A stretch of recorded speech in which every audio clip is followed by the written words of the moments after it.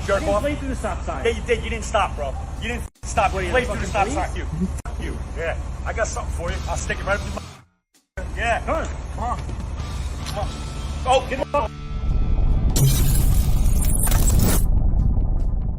What we have here is a situation where one individual is alleged to have breached the stop sign, whether this is the old California roll when you kind of cruise your way through, he blew through it completely, or he did in fact heed it and he was just misunderstood or misseen by the other person. That's the setup as much as we can tell. What unfolds in the video, however, shows how what simple traffic misdemeanor or perception thereof can lead to some potentially very serious consequences. Let's take a look. Jerk off. Play through the stop sign. Yeah, you did. You didn't stop, bro. You didn't stop. What, You you played the through the fucking stop sign. No, I'm not the fucking police. I'm telling you, stop at that stop sign. There's kids around here. I'm minding your business, guy. I'm minding my business. You're I'm not minding my minding your business. business. You're I'm not minding minding your your shit. Don't fucking talk to me like Fuck you.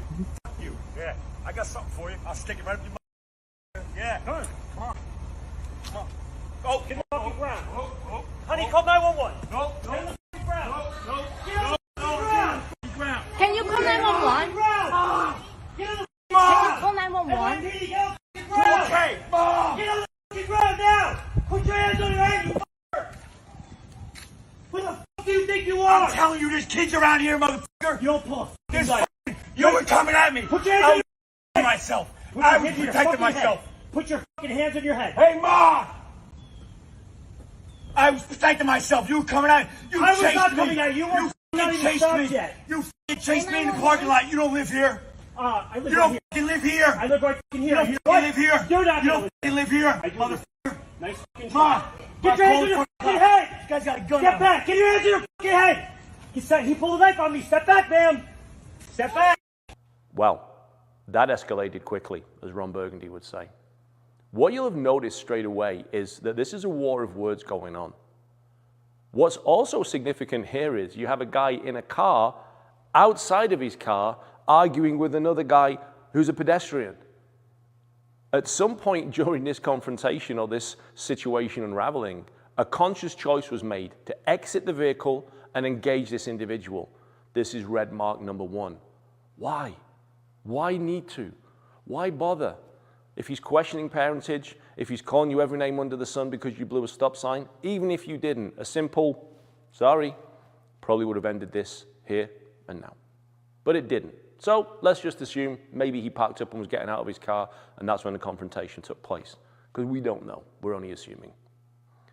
What happens and what follows is a he said, she said argument. You blew a stop sign. No, I didn't. You blew a stop sign. No, I didn't. You blew a stop sign. No, I didn't. This is not dialogue designed to reach a mutually amicable conclusion or indeed resolve any given situation. There's a technical term for this, so excuse me if I indulge in a little scientific terminology for right now. We call this a pissing contest. No winner, no result, no real purpose. Just how high up the tree can you get your stream to mark this territory as yours? Now, the gentleman that is saying the driver blew the stop sign, clearly it's his neighborhood. I'm assuming he may have kids, otherwise nothing would have inflamed his passions in such a manner. But let's look at why they're getting inflamed. Is it what actually happened or what could have happened? Where are his thought processes here? Because the guy blew a stop sign with no one around except the other man to see it? Okay, big deal. Granted, something in the future could happen, but right there, nothing did. Is this worth the engagement? I'd suggest possibly not. But he did, and here we are. Yo, Don't fucking talk to me like fuck you. Fuck you. Yeah. I got something for you. I'll stick it right up your mouth. Yeah. Come on. Come on. Unfortunately, he lost such control of his emotions, he thought it would be a good idea to pull a blade and threaten the other individual. At this point, the firearm comes into play. Pause, freeze frame. Right here, right now, we have a blown stop sign or an allegation thereof, and we have two guys that potentially are going to kill each other. This is ego stupidity in a nutshell. In a nutshell. I'm not saying that the chap having the knife pulled on him shouldn't have pulled the gun. Because if someone pulls a knife on you, absolutely, you defend yourself in any way you can. And that's not an easy thing to do against a Blade.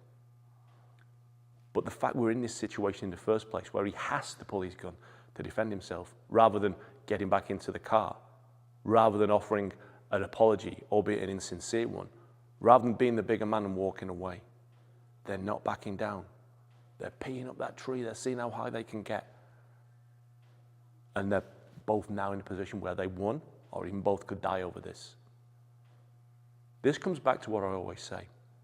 Violence is not nice. It's not pleasant, and it's never fun. Why people have these revenge fantasies, these ideas of you disrespect me and I will make you pay, it's nonsense. People are not going to go home at the end of the day to their families. Children are going to be without fathers. Wives are going to be without husbands. Is it worth it? When you make these choices, when you make these decisions, ask yourself that, is this a good idea? If you're being attacked, by all means, do what you need to do to get away from that. But as often as not, unless Captain Kirk beams down in front of you, there's not a lot of instantaneous attacks. There's always something leading up to it, and there's always a way to get out. Get on the Can you ground! call 911? NYPD, get on the ground! Okay, Mom! Get on the ground now! Put your hands on your head, you f***er! The punchline here is the gentleman with the weapon was an off-duty officer, or so it is believed. Is it smart? What's he going to do here?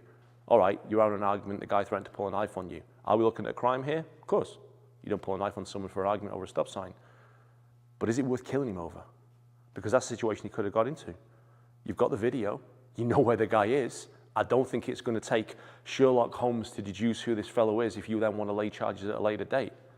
When you've got everything you need and you are safe, why take this one further?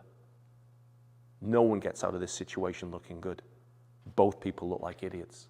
Both people acted like idiots. There are degrees to the idiocy.